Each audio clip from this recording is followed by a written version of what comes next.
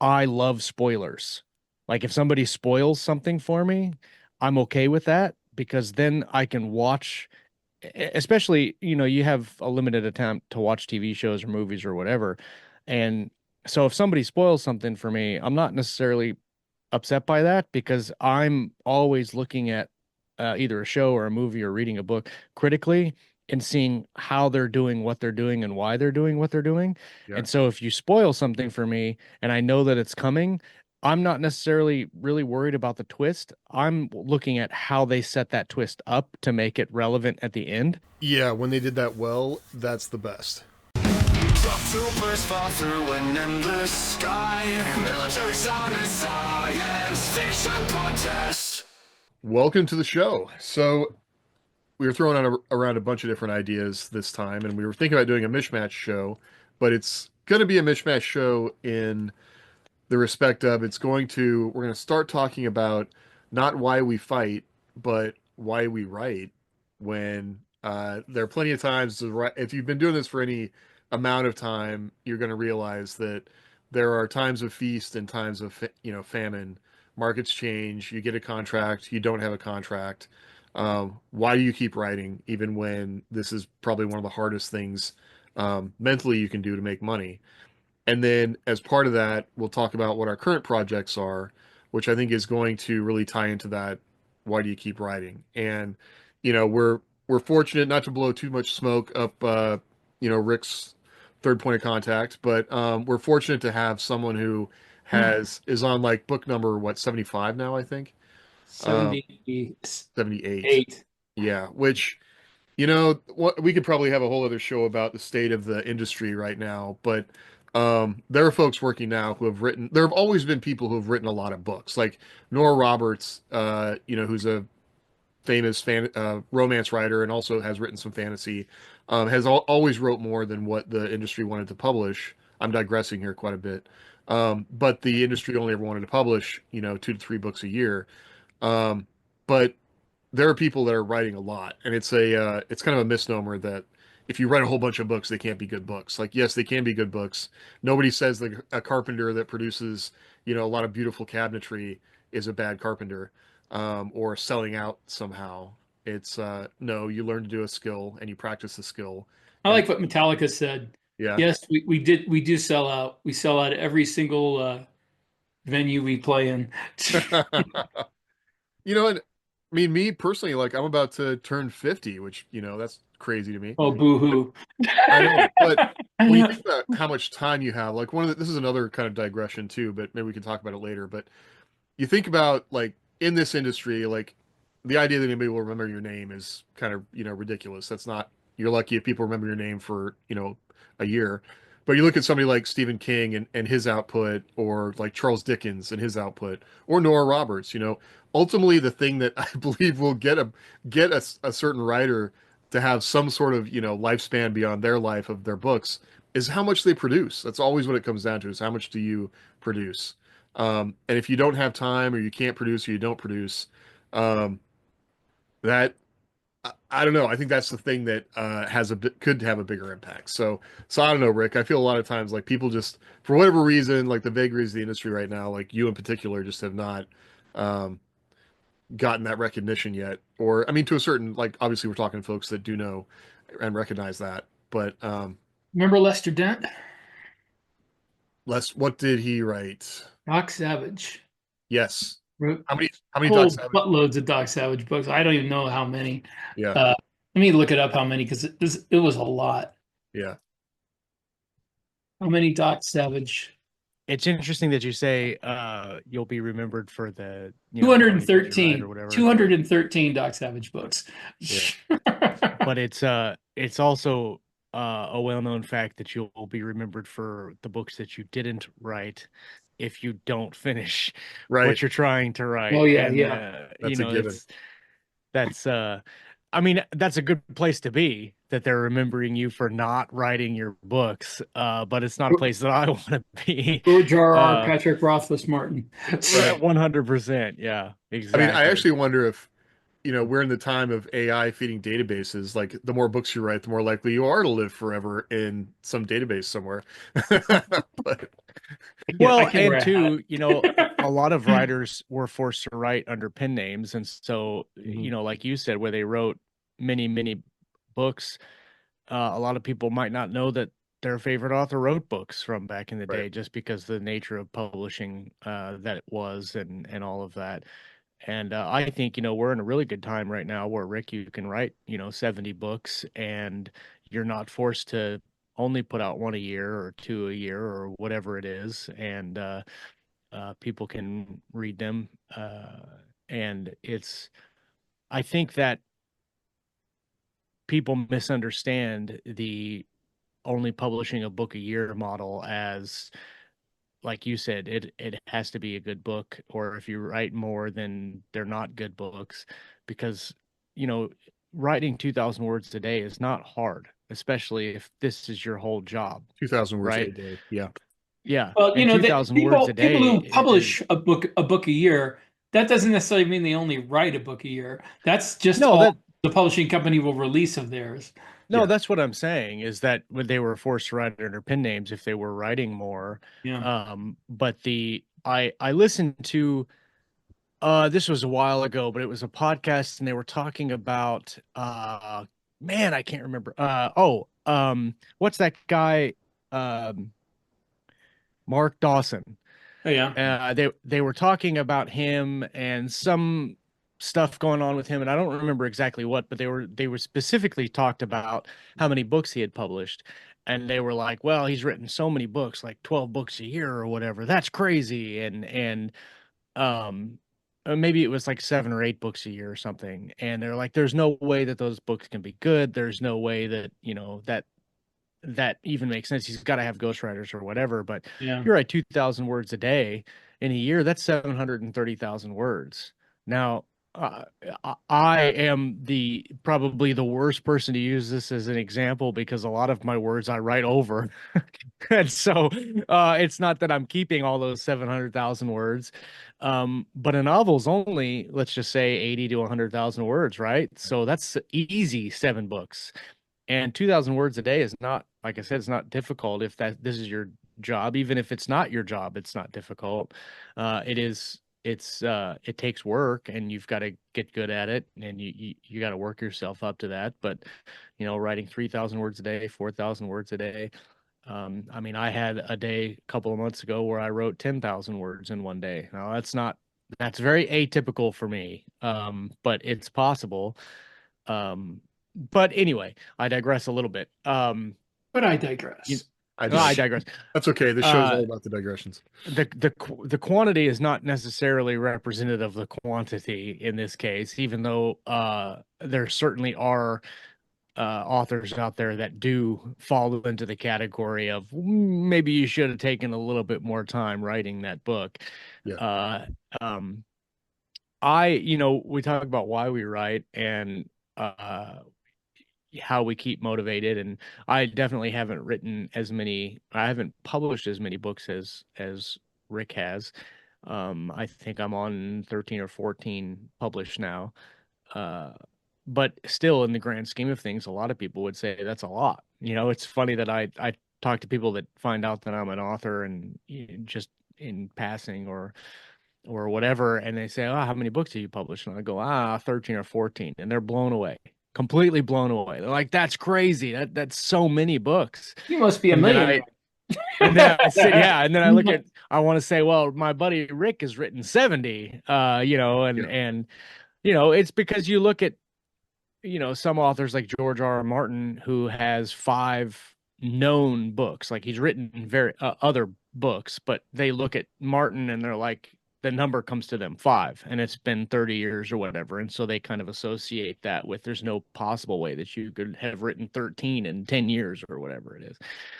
I don't know, man. I have always told stories. I've always enjoyed telling the story, and I like finding new ways to tell different stories and not doing it the same way. It's a challenge to be able to craft a story that I enjoy, but also that makes sense to other people. A lot of people forget that.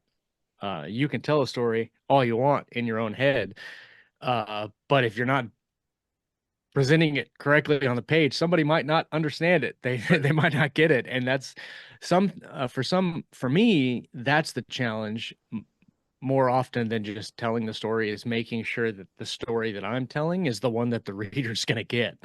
Uh, and that's what takes me the longest, is sometimes, I don't know if you guys find this at all in your writing, but sometimes I'll go back and go through edits or rewrites or whatever, and I read a section of the story and go, I don't know where they are, or I didn't set this thing up correctly, because as I'm reading it back through after a couple of months or whatever, I'm like, oh, I didn't set this up properly, or I didn't paint this scene, or I get that white room syndrome, Syndrome. where Yeah. you have the characters talking but you don't know where they're at. Scott and I make a joke, have made a joke for a while, that we wrote in the Terra Nova or the Ember War universe with Richard Fox, but neither of us have any idea what a mule looks like. A mule is like kind of a combat assault shuttle in the Ember War, and Richard uses it a lot, and we've used it in our stories, but we have absolutely no idea what it looks like, because it's not described in the book very well. So like, those are things that really, that challenge me to make sure that I can present a clear picture, even though I think it was, I can't remember who said this, King or Sanderson. It was one of the two, but they said it's writing is kind of, I think it was King. He's writing is kind of like telepathy. You put down an image on the page that you see in your head. The reader sees it differently, but you both see the same thing. Basically, you understand what's going on. And so I know when I write it, the reader is not going to 100% understand or see the same picture I'm seeing, but that doesn't matter, because if you're talking about a walking robot and I see it one way and a reader sees it another way, that doesn't matter, because they're still seeing a walking robot. Right. One of my favorite teachers and writers, a guy named Eric Witchy, who lives here in Salem, he calls it sustaining the dream. And when a person enters into the dream, they're actually, like, if they're reading and they're fully focused on and into the story that you've created, and you ease them in with the correct information and they can see enough of it, because that's part of it. Like, if you give too much information, that can throw someone out as much as too little, because Yeah, they're focusing on that as opposed to the character in the story. And right. then a person, a reader will give you typically, two times that if you throw them out of the dream, they'll keep going. Otherwise, they'll stop, and you break the dream. And so that's something I try to think about quite a bit. And you're right. I think having that shared, creating that, like that challenge of that, there's so much to that puzzle box of a great character in a interesting situation, acting in a way that makes sense based on the information that you've given, and that you give that information in a way that makes sense to the reader.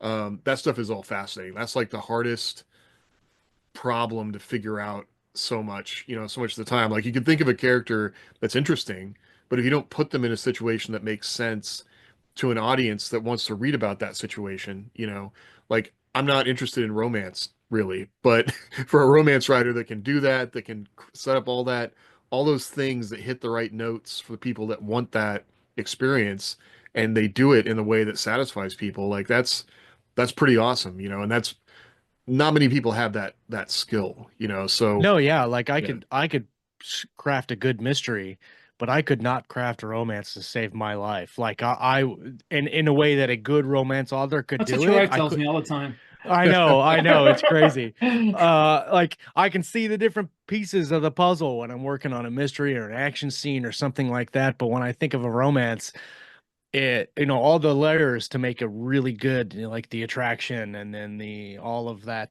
goes into the building of The that, meet cute, man, the build I would up. struggle with Yeah. that a lot. I'm sure AI could help you with that. Oh, for sure. For sure. I read a thing once that it was like, you have to earn the sex scene, right? And it kind of changed my Right. view on all of it. Like, just like you kind of have to earn the end of the battle. And then now every time I look at if I have to watch a romance or whatever, I'm like, oh, that's the meet cute, that's the build up, that's the turnaround. There's the running through the rain. Okay, in the beginning, did they earn the sex scene? I got all this. I don't know. It's like I can see it, but you're right. I don't. I'm just not. Now I can hear his guy from the end of Saving Private Ryan. Earn this. Earn. Yeah. I always see the Ryan Gosling meme where he's standing in the rain and he's like, "What do you want?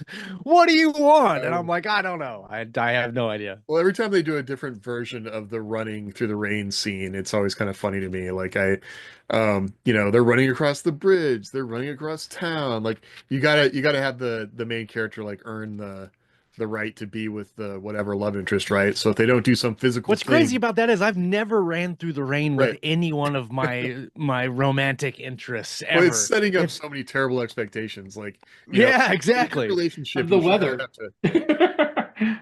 I mean, for three married guys, we'll just let you know. Like, if she makes you run through the rain, and I've got a divorce to prove this, you don't want. That's a big, huge red flag. Like you're carrying a Yeah, red flag. You know what? Running. You know right. what's funny is when I was doing one of my first, I guess it was my first series with Athon, Wholesale Slaughter. And I didn't know Rhett and Steve that well at the time, and they didn't know me, and we were going back and forth on the plot of the book. And there is a romantic entanglement for the main character in the first book, and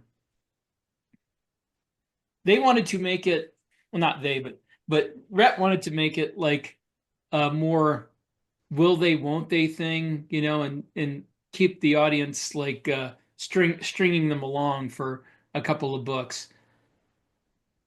And I was trying to say, I don't write romance. This is a military science fiction book with a relationship, and it's not romance. I'm like, I didn't want to like do something like one of the 90s action shows like Bones or something like that, where they take 6 seasons to get together. I'd like, this is just a relationship, and I'm like, and frankly, I knew that my current wife, when I met her, I knew within like a month that I wanted to marry her. And they're like, and both of them were like, yeah, I pretty much did too. It's like, yeah, me too. It's like everybody I Right. know who got married knew very quickly that they wanted a relationship. I'd never met anybody in my whole life who did a will they, won't they Yeah. Well, if thing anything, for that's months or years. It that's a just really good indicator of a bad relation, it, it bad doesn't start it to a doesn't Right. happen. It doesn't happen in real life, and that's why it bugs me so much when I see it on TV. I guess some people must like it, or at least it must keep their interest enough to watch these shows.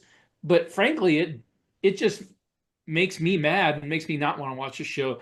So I guess I just can't write that kind of thing for other people that I I think don't like. you've said something that's really stuck with me. I think about it all the time now, Rick. Actually, when thinking about that kind of scene, you're like, they're adults. If they want to get it on, they'll get it on, and they won't waste time doing it.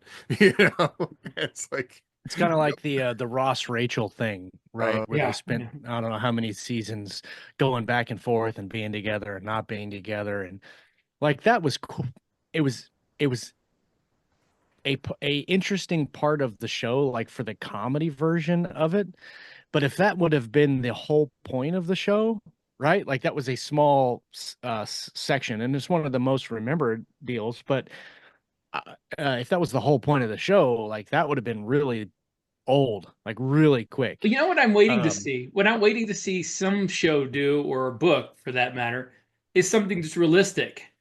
And that's when people work together, they hook up and then they break up, and then they have to find a way to work around each other for years afterwards without it being awkward. And I actually did put that in one of my books. There's a couple of the main characters had been in a relationship and they broke up, and now they still work together, and it's like, how do they manage that? I think that's a lot more interesting to me. well, I guess yeah. Also, you reach a point in life where like that's a problem. Like that's a thing I need to figure out. Yeah. A buddy gave me some advice once when it came to dating, which I don't know. This is stupid. I should have known this, but it's like, well, you ask them out. She says no. Just act like it never happened. After that, just pretend like it never happened, and everything will be fine. right. Yep. So Well, what about you, James? Why do you keep I pushing know, pushing because on? I guess for everybody that, Talking about in writing or in relationships? yeah, Yeah. I don't know why I well, and I've been going through it's been a rough few years. Like when you were talking about since 2019, I've written 4 novels that I didn't publish because I was not happy with them. Um, and I even thinking back on, you know, there's a period of, okay, why do you keep doing it? Like I have people who've been asking me, like, this seems to make you unhappy. Why do you keep doing it? And in some sense, it's like, well, because I can't not do it. Um, it's a thing like from a very early age. It's how I defined myself. When I first got a job as a reporter, and then continued on writing. But it is the most challenging work that I've ever done. And when I was doing it full time, I found that to be incredibly difficult. And I constantly felt like I wasn't living up to the opportunity I had to do this full time. Like the thing I was making during the time that I could call myself a full, I am a writer. Like somebody asks you, what do you do? I'm a writer. And then you sit down and try and do it, and you're like, oh my God, everything I make sucks. Um, Yeah. and there's other stuff that gets in the way. I've got a family and I need to take care of my family. And so it can be very difficult, you know, in the world we live in, to have all the things you need to take care of your family when you're self-employed. Um, but it's the thing that I still think of doing. I mean, probably a lot of stress in my marriage comes from writing. Like it's very difficult when you're sitting at a computer for your spouse to tell what you're doing. And if you're Right. focused, um, you're trying to think through something or you're focused on something and they want to talk to you. That's a hard thing. Like you need, I feel like a secretary, I need like a light on my head or something that when I finally get in the zone and I'm figured something out and I'm ready to write, I need that light to turn on so that nobody talks to me. Because the I life I had to live right buy now. a I bought an on-air sign that Yeah. I used mostly for my when I was podcasting, but I use it now occasionally if I'm going really really good on something, I'll turn that light on and it's outside my door. And because I think sometimes people misunderstand the writing aspect. If when you're a full-time writer, it's not like having an 8 to 5 job, because it's not like you can just show up to that job and do the work, because at the job you know what you're supposed to do. If it's whether it's correlating numbers or putting up framing on a house or whatever, you get there and you don't have to think about what you have to do. You just have You to think just about do how it. you do it, how you're Yeah. doing it and getting it done and all of that.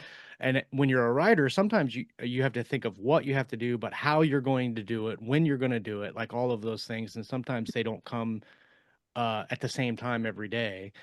But also I think, and this took a lot for my wife to understand, even my kids too, is yes, I love writing.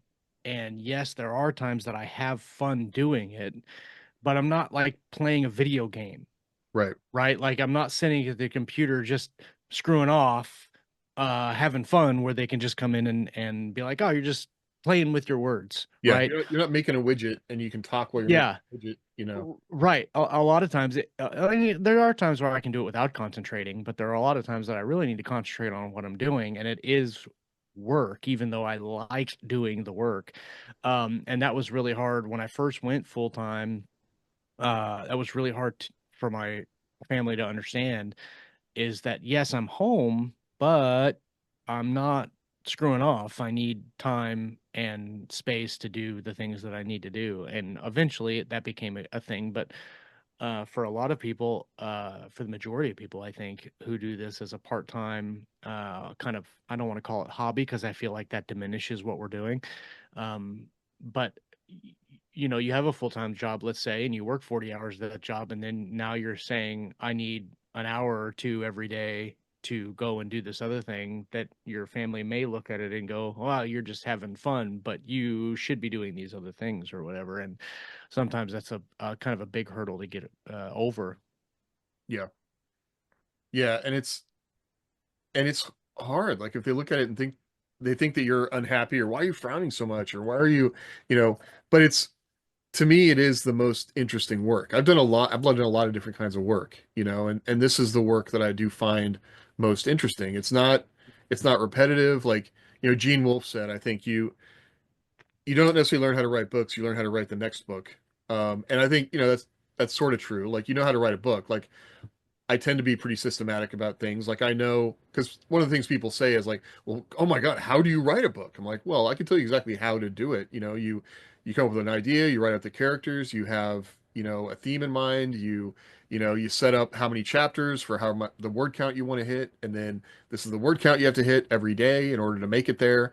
Like that is physically how you do it, but it's all this stuff in between trying to think of what makes the book good to me anyway.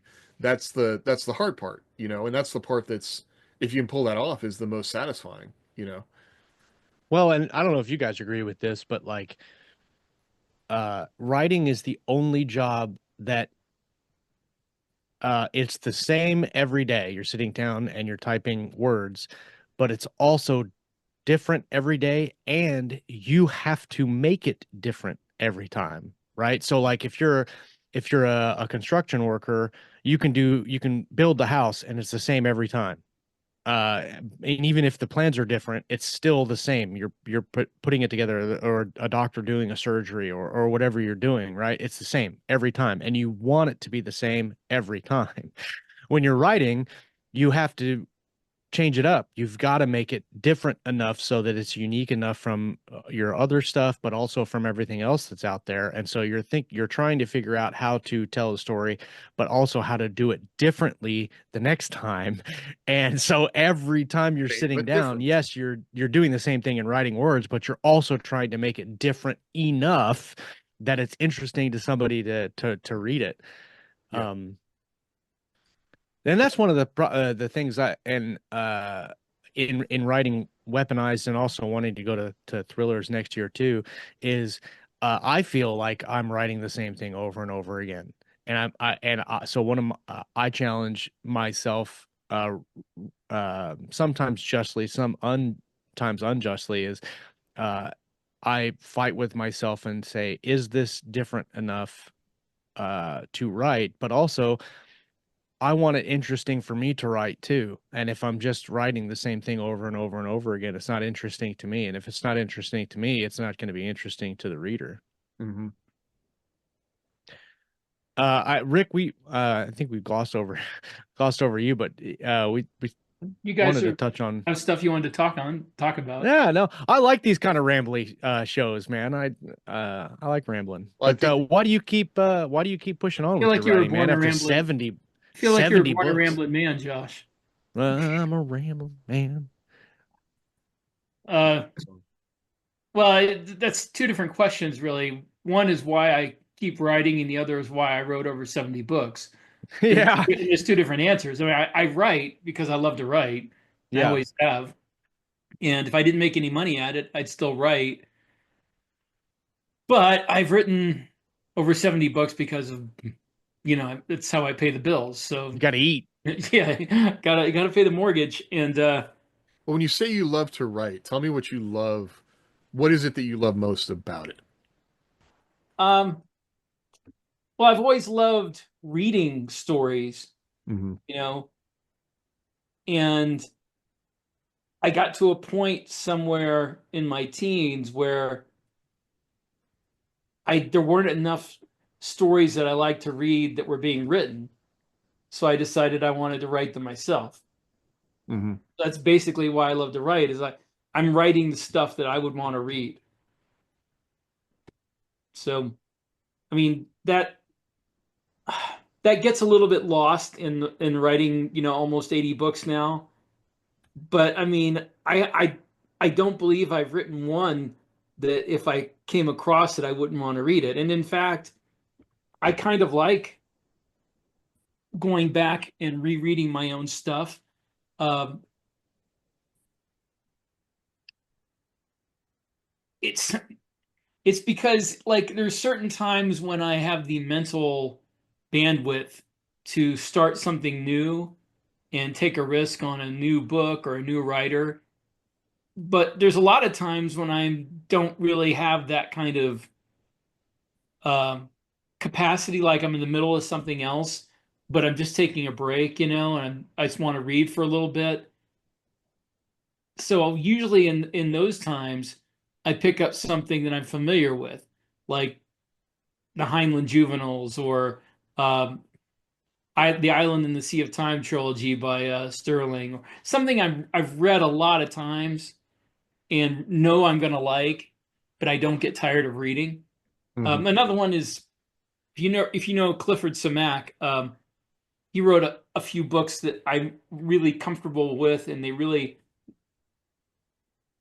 they're reliable ways to kind of get out of myself for a little while. Like especially this one called Macedonia. Yeah, I read that book. Yeah, I love that one. I just go into that, and it's like turning on an episode of an old TV show that I really like. You know, it's just like I can get lost in it for a little bit and not have to think too much. So sometimes I'll reread my own stuff because it has that same effect, because I write the stuff that for me, when I read it in other writers, makes me feel comfortable and um, an escape from reality for a little while. So that's why I write. Aside from money, that's the kind of thing I want to write, and the fact that there have been enough people who like to read that they want more, so I write more. I mean, I would still write.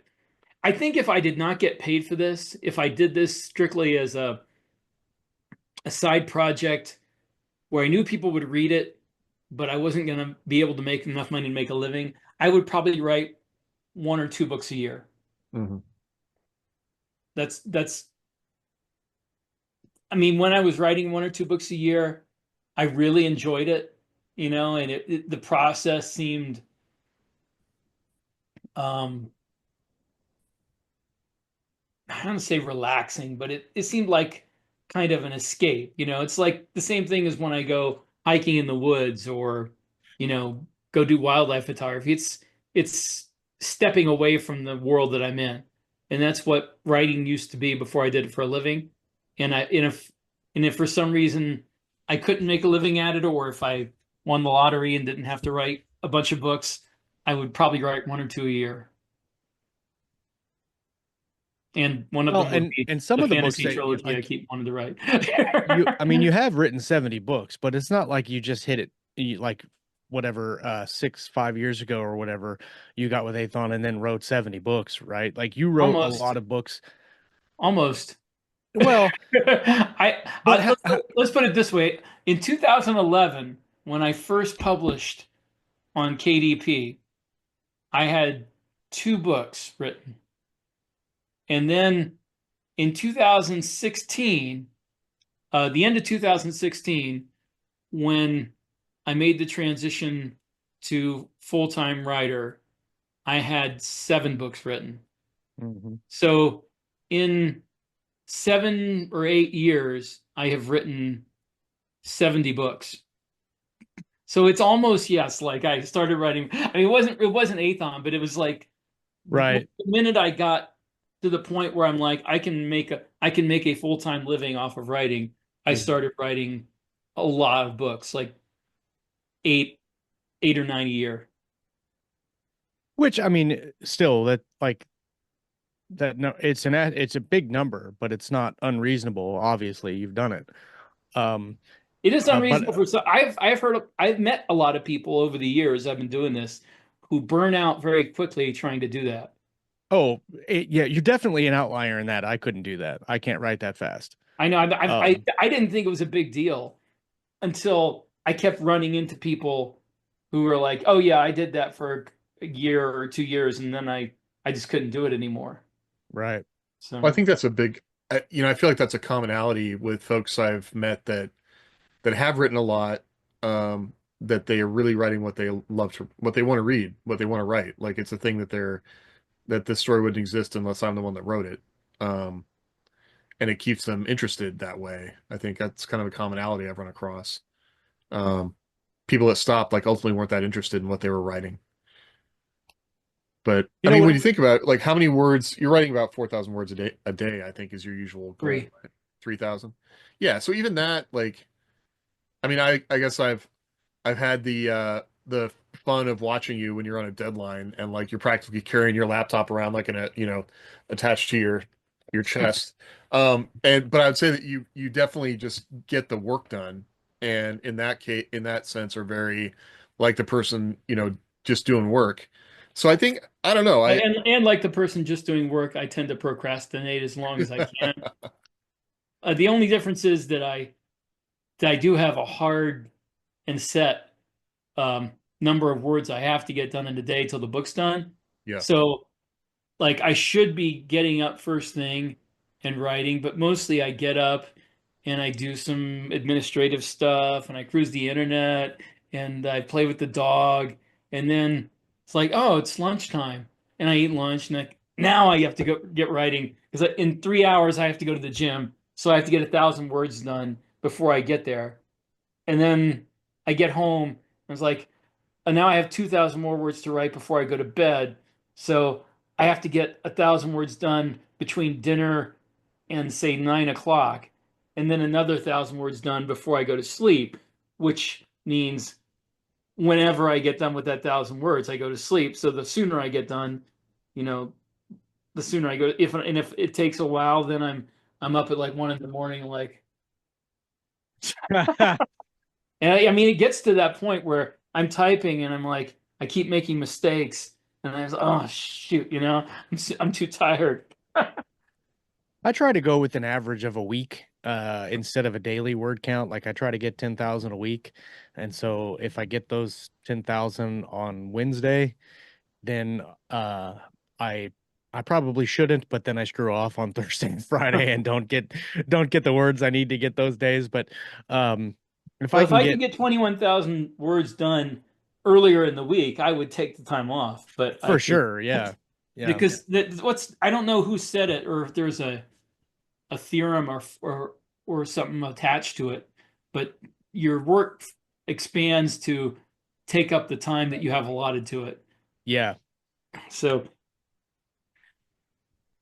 I don't it's know. something I else was then. thinking when we were talking just a little bit ago, Rick, when you're talking about the stuff that you enjoy doing or writing the story that you want to read. I read a lot. I read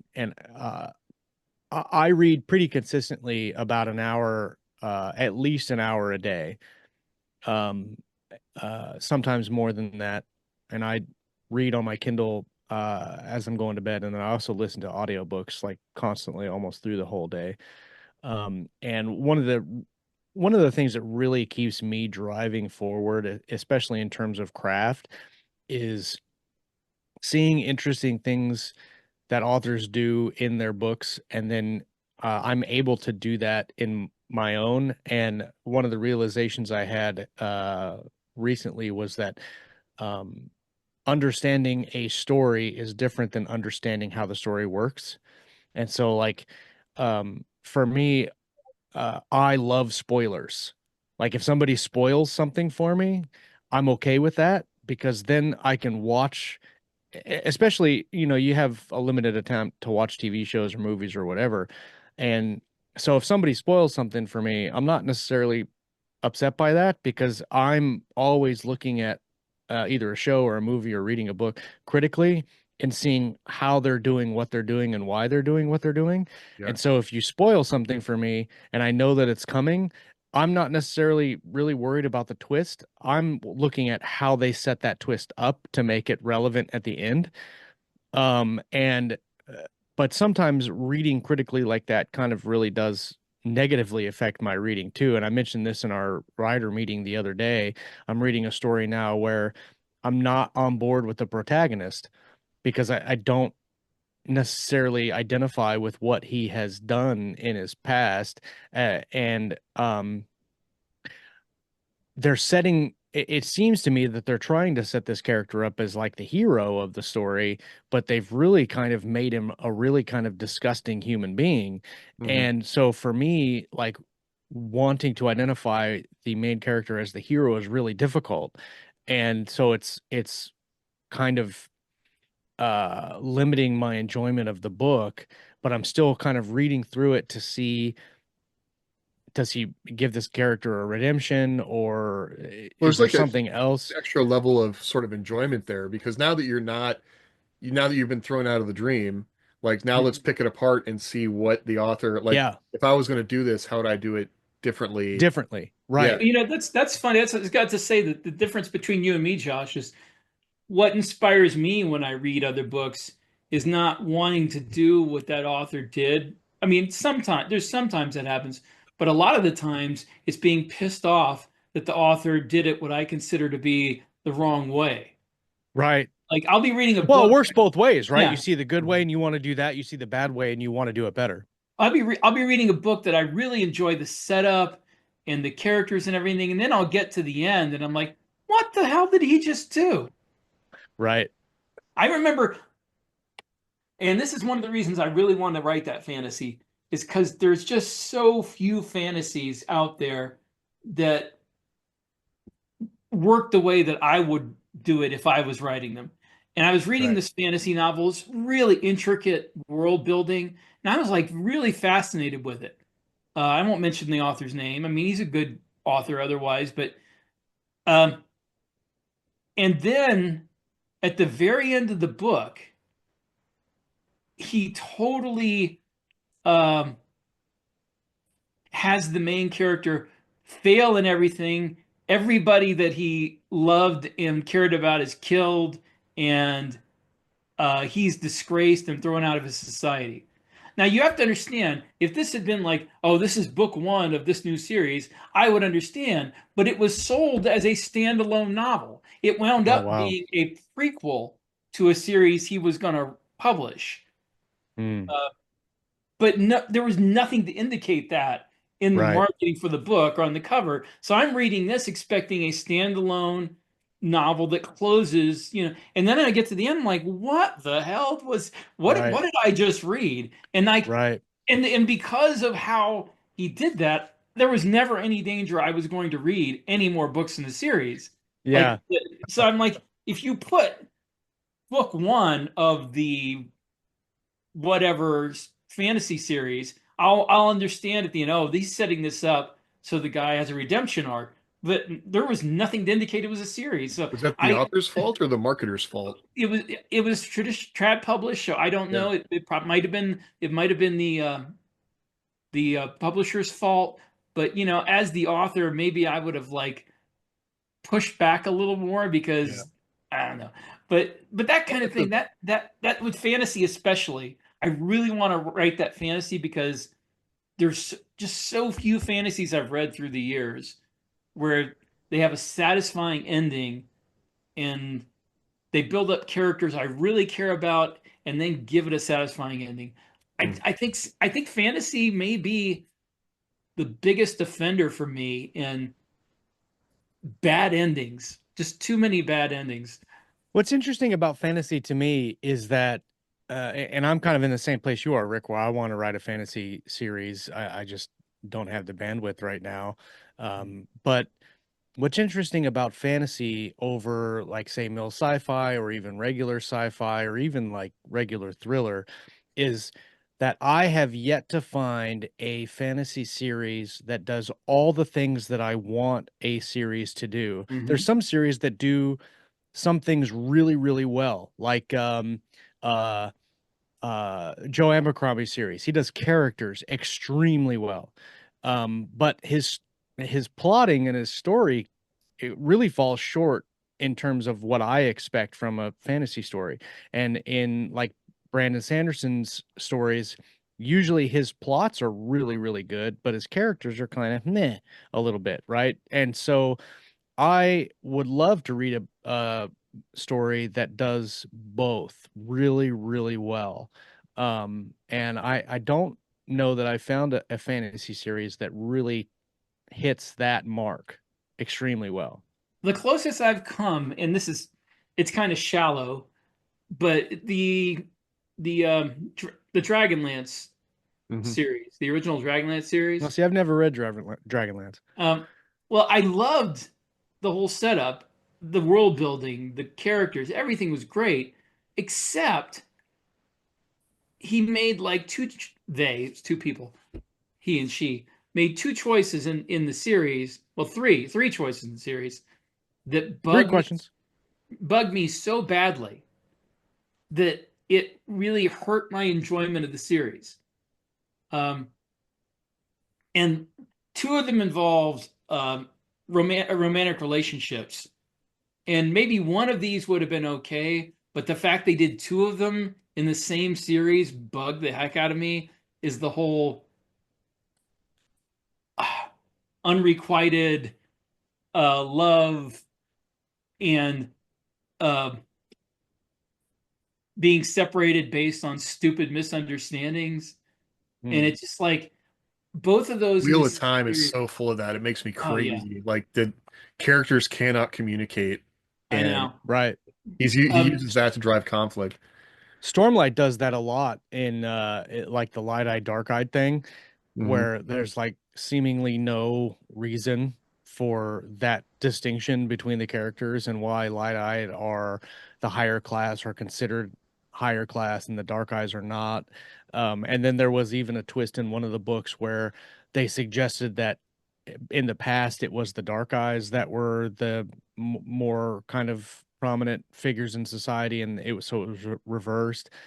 But then they also do silly things uh like you're saying, misunderstandings, where some people hate people that walk on rock, and like there's just like certain elements of stories that I think this is more prevalent in fantasy than any other, where they just Yeah.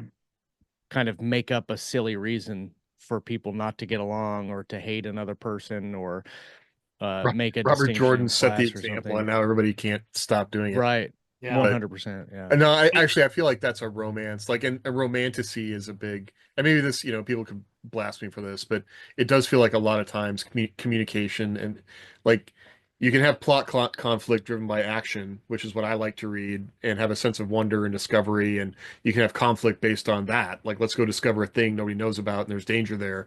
Or we can have a team of people that, can't quite get along. And how are we going to, like, that's one of the things I like about military science fiction is that you have an external, typically a set of rules or a way of being or, a trainer, the drill sergeant, and the drill sergeant's job and that whole like sort of sequence that we've talked about is to break down and get rid of all that bullshit so that people can move Yeah. forward and Yeah, accomplish well, the story. that's why military science fiction is easier for me to write. But Yeah. but getting back to like in Dungeon Dragonlance, and the third thing they did that bugged me was they used a device that I've seen used in fantasy before, and I hate it with a passion, is when a character sees something that's life changing, that is, changes the plot, that reveals everything they need to know, and then some god or wizard or something erases their memory. Oh yeah. Mm-hmm. I'm like, why the hell did you bother to show this if you're going to erase their memory? Because now I have to think about it every time. Like, if they only knew. And like, that bugs me. I don't like it. And No, it is. It's a way of like it took nerfing the me out of the character. story. Like you don't know where to go with the story, and I've given up information so that you think that you're making the reader happy by giving them information that the character doesn't have, or you get to see that whole scene and then you just take it away.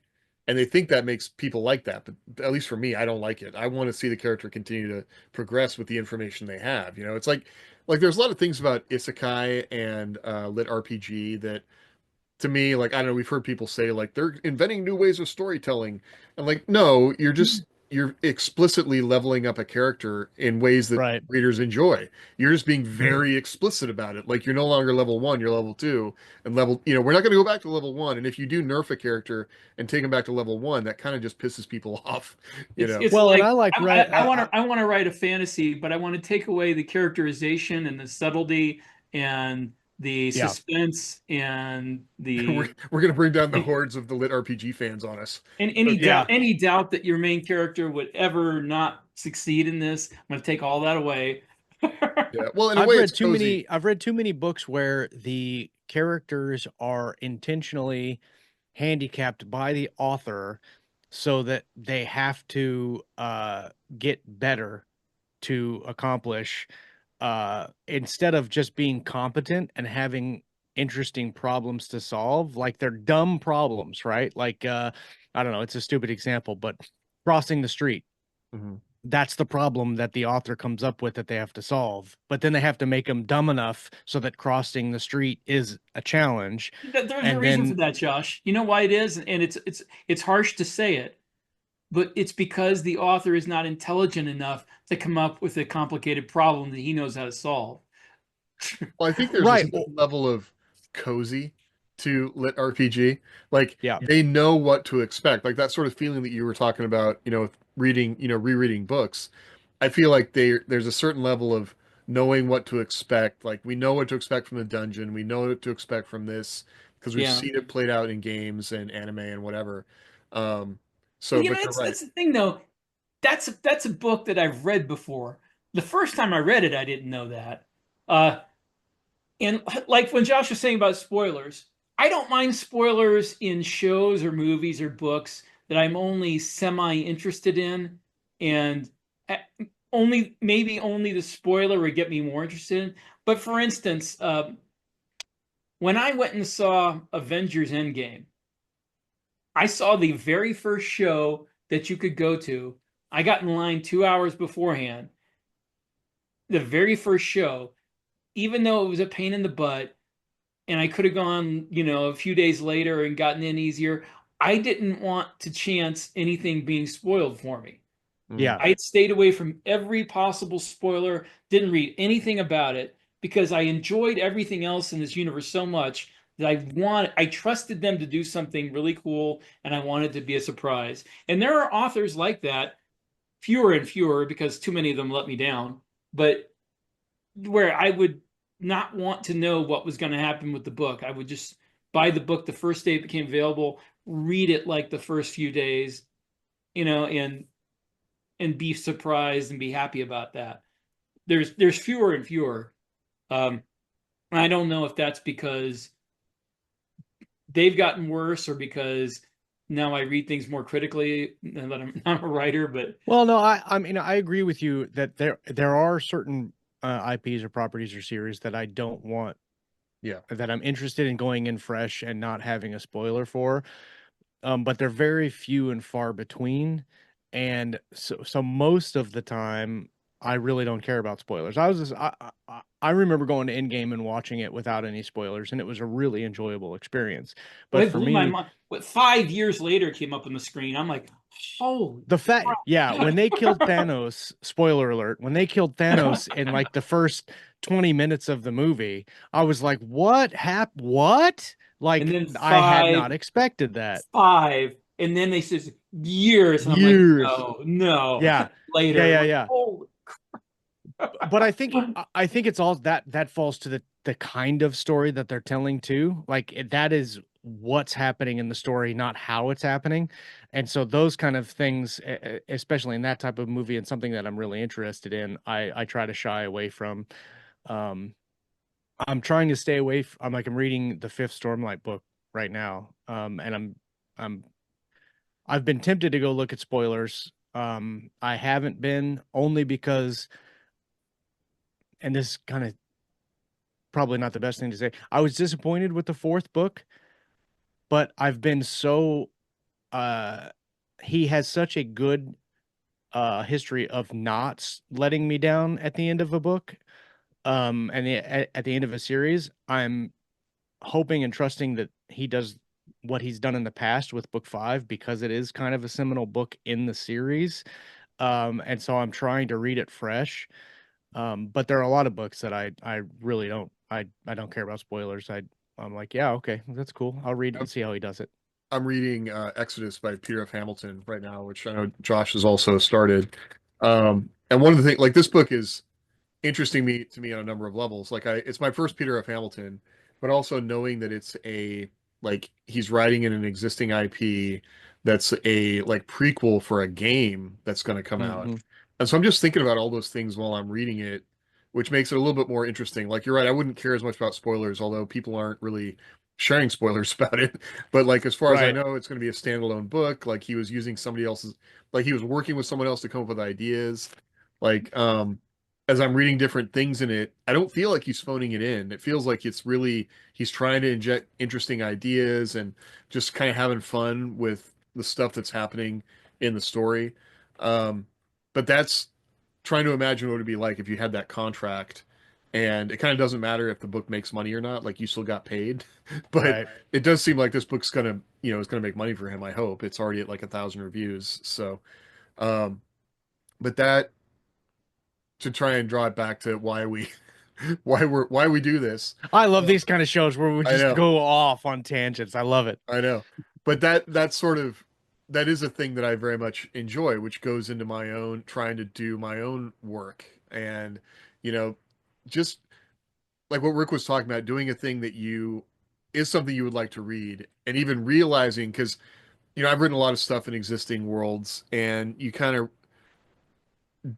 trying to inject and have fun is a thing that I sometimes lose sight of. And like trying to step back and just be like, is this cool? Like, is this fun? And like, Right. no, all right, throw it away, start over again, and um, like that's a You know, thing that I it's try a to keep problem in for mind. me though, is that I don't know about you, but when I don't always know, well, I will write a series or a book and I will think, this isn't that great. This is like mediocre. And then people will love it. Yeah, And then I'll write one that I'm like, oh crap, this is like one of the best things I've ever written. And it doesn't do that well. So, Yeah. I don't know that I'm a judge of what's cool or not. and I'm probably not either. I wrote one book, Vagabond Space, that went all the way through beta readers, and they loved it. And I got to book two and just felt like I screwed it all up. And so that book is still just sitting. In fact, it's gotten to book three, and it's still just sitting because I felt like it just wasn't working, and people liked You it. need to just launch it and I not, know, I know. because Um, you don't know, like Drop Trooper. When I wrote Contact Front, um, I didn't I didn't really think it was anything special. I'm like, "Oh, this is just kind of a novel. It's nothing." And then it just blew everybody away, and I'm like, okay. But Well, I think that really boils down to like, and I've come to this realization myself is that like when I wrote Valor in my mind, I was telling myself, this is the best thing I've ever written. I'm never going to write anything. This is it. This is what I've been wanting to write for years. It did super well. But then you've got to write the next thing. And, whether or not the next thing does really well or not, you don't really ever know. But if you're not writing what you want to write and what you're excited about writing, like you're not the arbiter of what people are going to buy. And so it doesn't matter whether you think it's great or not as in terms of your own skill. But if you're chasing something that you're like, this is what the reader wants, so I'm going to write that, and you're not having fun with it, you could do that for a book or a series or whatever, writing it thinking this is going to be great, people are going to buy it, and then it flops, and yeah, then you're not only are you disappointed because it didn't sell, but then you're like, I was literally trying to do what they wanted and they didn't want it. oh, So I've for done that me, too. yeah, yeah. So for me, if I'm going to write a story, I'm not writing it. I mean, I'm writing it for people to buy, right? But I'm not writing it with the expectation of people are going to love this. I'm writing it with the only expectation of I enjoy doing it, and I want to do it well enough that people also like it. But I'm not locked into the I'm writing this for someone other than myself, and hopefully that other people will like it and it will do well. But I've been there. I've wanted to write to market and all of that stuff, and it just the market is so finicky, and people are so finicky. Like, Rick, you've experienced this. I've experienced it. I wrote a book that I was like, oh yeah, people are gonna love this, and nobody liked it. Nobody liked it at all, and it didn't do anything. And so now I'm just focused on writing good books, but and books that people will enjoy, but also I have to like it. I have to be able to sit down and go, oh, I love this story. Even like you're saying, James, at the beginning, if you're having difficulty with it or it's not fun, and people are like, why do you do that? I'm like, well, why did Michael Jordan continue to play basketball when he lost? mhm. Right? Or, why do you Why continue to did the watch chicken cross the football? road? Right. Why do you continue to watch football if your team is 0-7? right? Because you like watching football, and same Right. thing with this. Like sometimes it's not always enjoyable. Sometimes you're gonna have, days where you're struggling and days where it's not easy. Um, and that just those hard days help you grow as an author. And if you're trying to figure out something, you're having a difficulty trying to figure out, and you have, like me, I had weeks and weeks of pounding my face against the keyboard trying to make this thing work. And then when I finally figured it out, it was the greatest feeling in the Finally world. figured out I'm supposed to use my fingers. Yeah. Yeah. No wonder I can't understand any of this. No, I mean that's true. When you actually figure it out, that is the greatest. That is the greatest feeling. And then if it does actually like connect with somebody, that's also. Yeah. Um, so it's all Well, right. I Well, mean, I thought this was I a great like show. I don't mind writing. I don't mind taking a chance on something. That's the great thing about writing 77 books is that at that point you don't mind throwing something out against the wall and seeing if it sticks because Right. you can always write more. mhm. I mean, we know people like that besides me, like Scott. Scott can afford to throw something out there against the wall, see if it works or not, and if it doesn't, well, then he'll write another series. Yeah. And Scott is another guy. I love hearing him talk about his ideas too, because it does just seem like he has so many ideas and so not enough time to get them out, which is cool. I wish I had that problem. I don't know. I have a lot of ideas, but yeah, not enough time right now.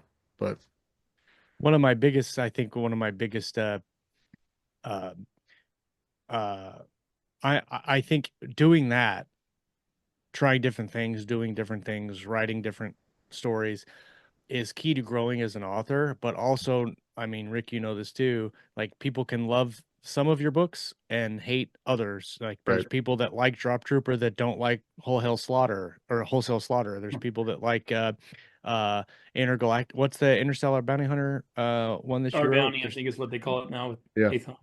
Yeah. There's people that like that book and people that don't. I mean, I really enjoy writing or reading A Song of Ice and Fire when there's a new book. But I've never read any of Martin's sci-fi ever. Mhm. And there's many books of Sanderson's I haven't read either. So it's not necessarily the author. A lot of times it's the story. Like Larry, I've read his fantasy books and I've read like 2 chapters of Monster Hunter, right? So it's a thing. Yeah. And before I Yeah, forget, we were talking about Scott Moon. So if you have not read Scott Moon's stuff, check him out. There's a whole lot of things on Amazon. He's a you have phenomenal trouble writer. finding it. It's Moon. That spells Moon. He might be the most He's li published author in the state of Kansas. I think we figured that out at one point. he's listed in my phone as Scoot Moonay because it autocorrect messed up the first time. One of the times I was trying to type his name in, and I just left it Scoot Moonay, and it sounds cooler too. Mooney. All right. Well, hey, thanks. Josh Hyas. Yeah, Joshua Hyas. Yeshua Hayes. Okay, well, thanks for hanging out with us. This has been a fun conversation, so I appreciate you guys taking the time to talk about it. All right, well, hey, I don't know if we're gonna have an episode for Christmas Eve. I guess we got to talk about that. But if not, I hope you have a great holiday, and I don't know, looking forward to 2025. So, Absolutely. yep. All right, we'll see you then. Later. Military science, science fiction podcast.